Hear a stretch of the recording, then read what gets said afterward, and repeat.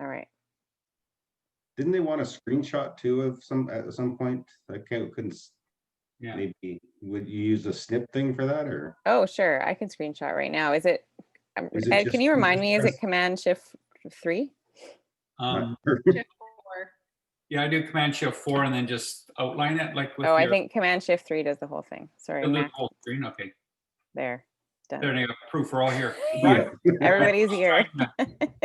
Brian was going to try to join. He said he was going to make an effort, so I hope he does. Oh, well, that's great. I haven't communicated with him at all. So that's that would be cool if he were able to hop in.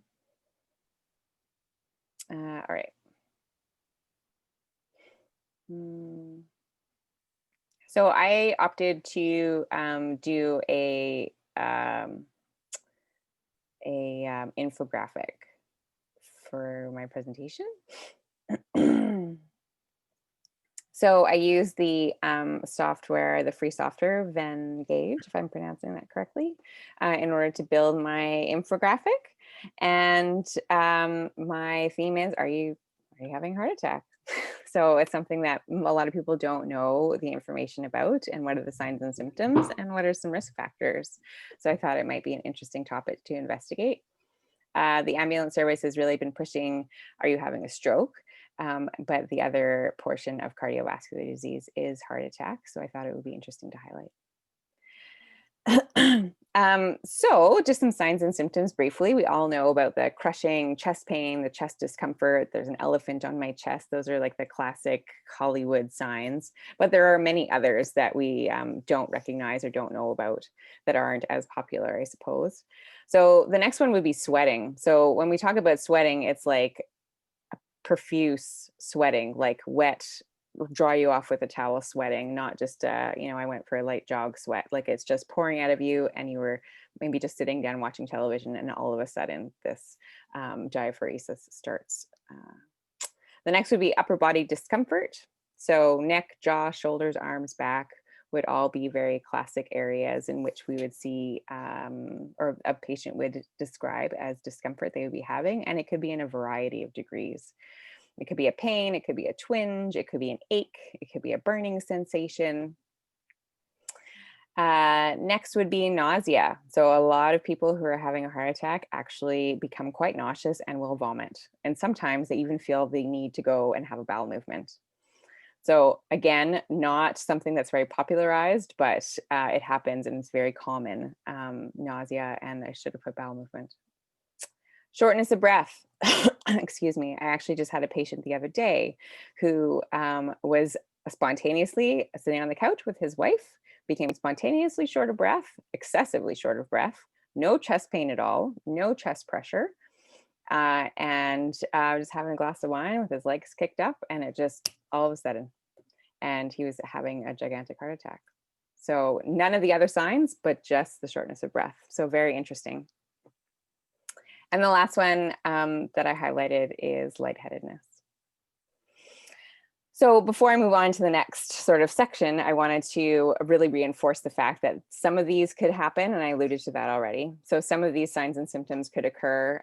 All of them could occur. They could transpire in a variety of degrees depending on the person and what other ailments the person may have. The last thing is my little bubble here with my woman is that women don't always experience chest discomfort, or the classic heart attack doesn't always occur in women. A lot of women describe it as, I just have indigestion, or I feel like I have the flu, and they don't have those classic signs like men do. So to move on to our next little section here, some risk factors to highlight that would increase our chances of cardiovascular disease would be age, gender. Obviously, the older we are, the more predisposed we will be. Gender, males are typically more susceptible to cardiovascular disease. Excessive weight, especially in the gut area. Family history. This gets people every time. People are like, I live such a healthy lifestyle. I watch what I eat. I exercise 7 days a week. Why is this happening to me? And sometimes it's just in your genes, and really, it was going to happen no matter what. Obviously, people that follow an unhealthy diet, fast food every day, cola, that sort of thing. smoking, physical inactivity, excessive stress, diabetes, primarily type 2 diabetes, which usually follows obesity, high cholesterol, hypertension, so that's high blood pressure, and excessive drug and alcohol use are all risk factors that would increase your chances of cardiovascular disease, and heart attack today is what we're talking about. So I do have this little TED video. It is 4 minutes and 53 seconds. Do you want me to air it? I know we're kind of at the end of our time here. Would you prefer that I just send you the link? What's your feeling?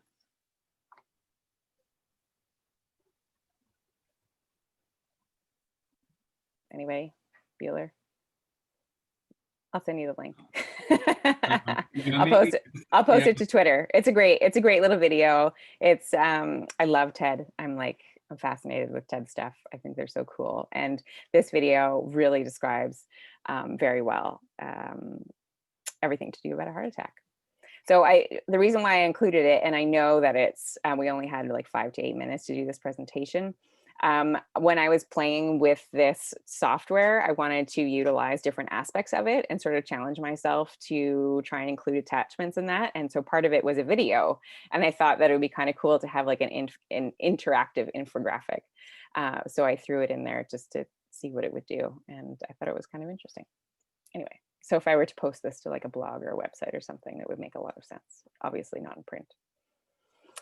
Okay. So continuing on, so what should you do? So you're having chest pain, your partner's having chest pain, a family member, a friend, somebody at work, call 911 immediately, all right? Ask the person or yourself to stop all activity. So what's happening in a heart attack, in which that video describes, is there are your coronary arteries, which are the arteries around your heart that feed your heart blood and keep your heart alive, are in trouble. So there is a blockage in one of those arteries or multiple arteries, and your heart is working overtime to try and compensate. So the more activity you do and the more stress you put on your heart, the worse the symptoms are going to be. So it's very important to rest and wait, which is the last point.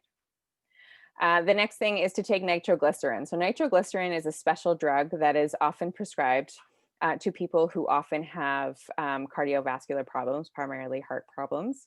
And it's usually prescribed in a spray format. So you can ask that person, do you have your spray? And they'll know what you're talking about.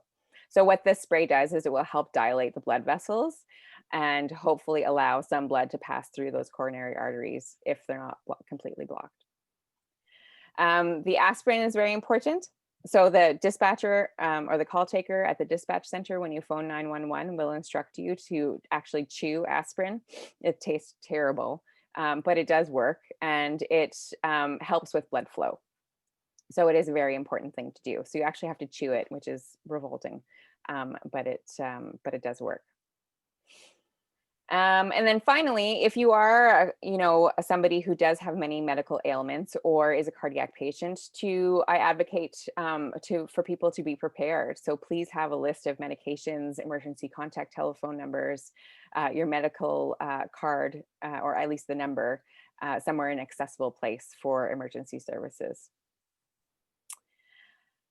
Moving on, we have some signs of a cardiac arrest. So should the heart attack progress and the person not get help, they could fall unconscious and their heart could stop beating. So some signs that we're looking for are sudden collapse, unresponsive to touch or to sound. So if you tried to clap your hands, tap the person, yell at them, they would not be responding.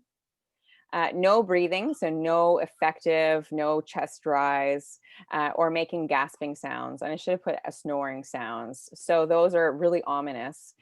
They're actual not effective breathing when we see somebody that's doing this weird guppy sort of gasping for air. It's just their nervous system reacting to the lack of oxygen and blood flow. So the person in actuality is not breathing. It's just mimicking looking like that. So it does throw a lot of people off.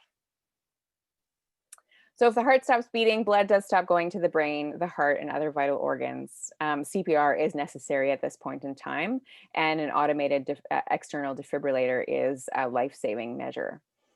So two things that are completely separate to this and would take a lot more time to explain. So I would love to get into it, but we would be here all night long. So I encourage you, if you haven't already, to take a CPR and AED course in your community. And then finally, just some quick tips. So heart disease is the second leading cause of death in Canada, which I found very fascinating. And every hour, about 12 Canadian adults aged 20 and over are diagnosed with heart disease die. Men are 2 times more likely to suffer a heart attack than women. And about 1 in 12, or 2.4 million Canadian adults aged 20 and older, live with diagnosed heart disease. So I got all those statistics and most of my information today from the Heart and Stroke Foundation of Canada. And I put the sources there at the bottom, not an APA format. But when I submit this, I will make sure that it is. And then the short clip from YouTube, I'll make sure that I post that to Twitter, make that available to you. And then some of the other facts that I did get was directly from the Government of Canada website. So those are my 3 sources for this short infographic. Thank you. Well done. Well done. Excellent. Pardon me?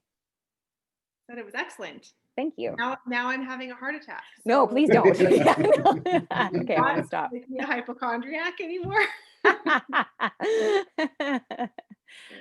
The All right. last part with the "did you know" part was good. I like that. Great. Yeah, it's, you know what, we really don't realize the impact of the amount of people living among us that suffer from cardiovascular disease. It's, the numbers are, as we saw, are pretty outstanding. When I was in Europe, I saw it would never happen here. I was amazed. Out in the countryside, we'd be just going along and there'd be an open field and a little kiosk, someplace to have a picnic. There'd be one of those AED machines. In North America, that would be stolen. It would be vandalized. It was just sitting out there. Yeah, so in Canada, they're actually becoming more and more popular. And my previous job was actually to implement these machines in the community. And I know the community that I live in, we have them in a variety of buildings, but we also have one outside at the Parks and Recreation Department in a box with an alarm on it. So when it's pressurized, so when the AED is removed, there is an alarm that's attached to a central alarm system. So those, it is becoming more popular here, despite, I mean, Europe is like eons ahead of us with this kind of stuff, but Canada is slowly getting there, which is awesome. Yeah, those machines work well. Any questions, tips?